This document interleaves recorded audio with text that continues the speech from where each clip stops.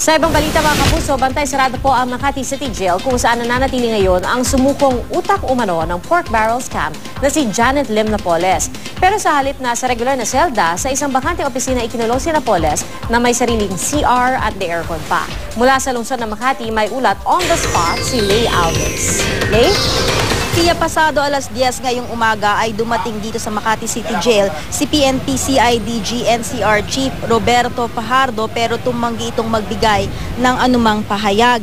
Nakakulong dito sa loob si Janet Lim Napoles para sa kasong serious illegal detention pero hindi sa regular na selda nakakulong si Napoles kundi sa isang bakanting air-conditioned na opisina.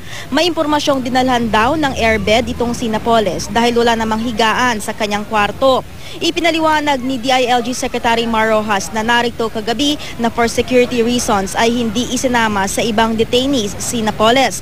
Sinasabing nakatatanggap ng banta sa kanyang buhay si Napoles. Samantala simula kagabi ay di pa rin umaalis dito ang mister ni Napoles na si Jimmy Napoles.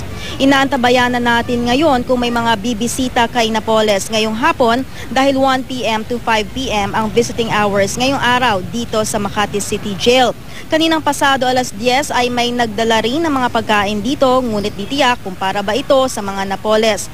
Samantalang may impormasyong dito rin nakakulong ang dating kasambahay ni Napoles na inihabla niya para sa kasong qualified theft. Mula Pebrero nitong taon pa raw nakakulong dito ang dating kasambahay na si Cadelina Domingo.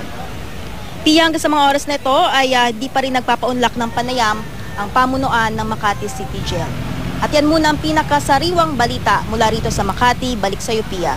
So, Lay, walang inaasahang mga dadalaw ngayon kay Janet Lim Napoles. Although, di ba, kung tama yung pagkakaintindi ko, 1 p.m. pa ang umpisa ng regular visiting hours para dun sa mga inmates.